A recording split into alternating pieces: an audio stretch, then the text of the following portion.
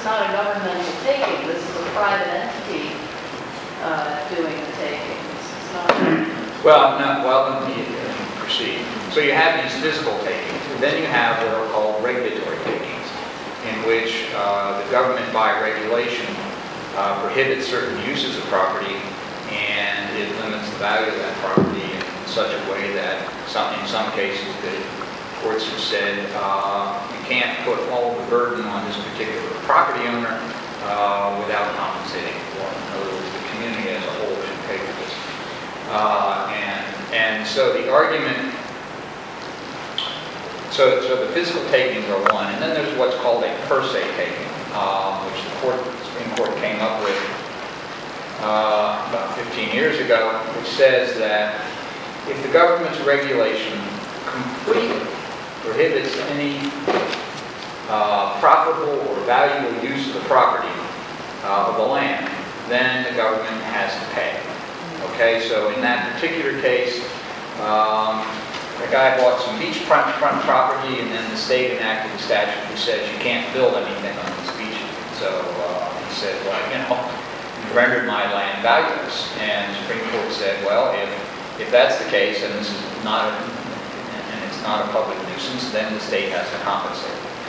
I would expect a landowner or the lease owner in a Marcellus case to say, look, we've leased this shale, or I've leased it out, and unless we can frack, the lease is valueless.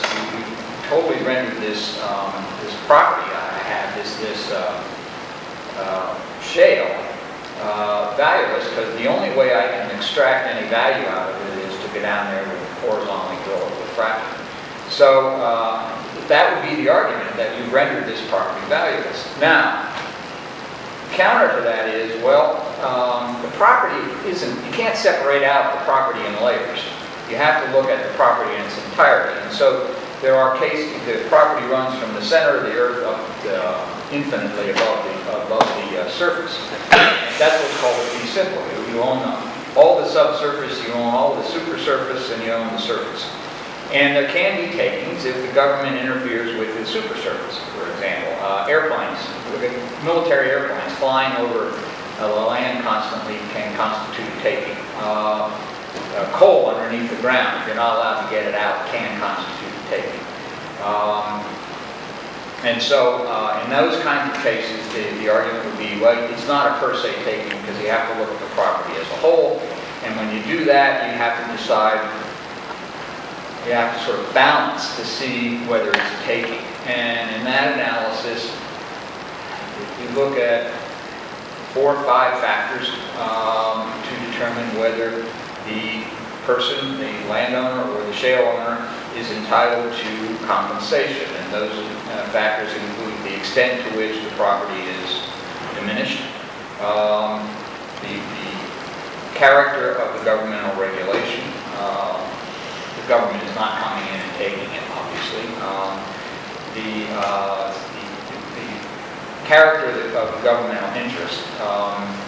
And if it's considered to be a public nuisance, that enhances the government's ability to say you just can't do this. And that those factors are all taken into account when you come out with a conclusion about whether this particular prohibition is taking a property. And that's what, when they have all these factors going into play, it becomes difficult to predict results. The fact that a farm is still a farm and still producing crops and timber and all that, so that the taking can be considered small in reference to the value of the whole fee simple property, especially when the person alleging the taking also owns the surface and everything else, and the right to use and enjoy the entire property. It seems to me to be unduly giving a lot of credit to just the valuation of the potential gas Right. versus the value of the whole property. Right, right. So that when you look at the diminution of value, you should at least look at the whole property. And, you know, there's a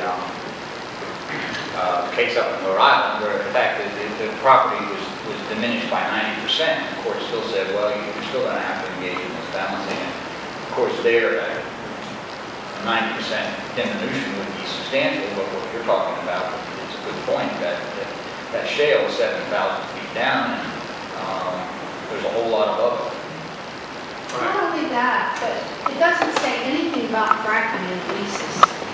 And most of the people that signed them had no idea of the scale of the impacts when they signed that lease. They thought it was more like the old type of Yeah. gas. Yeah, well, that raises a different issue. There are some cases dealing with strip mining. When people signed these broad form deeds back in 1900, they didn't envision bulldozers coming in and stripping off their land. And there's a West Virginia cases saying, well, we're not going to construe these broad form deeds to authorize surface mining. You have to have a separate agreement for that. And I don't know if there's been any cases making that argument with regards to Marcellus drilling, but it seems to me that it's an analogous situation. You mentioned that in a case of a taking, let's say a ban on fracking, both the person who leased the right and the owner might have grounds to challenge it in court. Why would the person that holds the lease be able to challenge it in court if they don't own the property?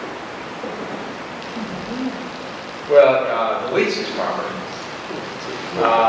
And Would the damages be less, potential damages be limited to future compensation required by the lease?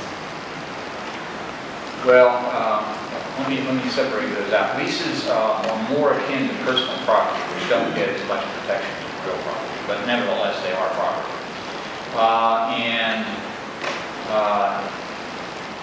If you're going to impose the ban and a court finds it's a taking, then obviously you have the alternative of repealing the ban. And then there's limited liability in that context. But if you're going to keep the ban in place and say, no, you can't do fracking, then there would have to be compensation, and that would be measured by the value of the gas, it seems to me. Yes, that. A week or 10 days ago, I saw a blurb on Google News, and I regret I did not read the whole article. I was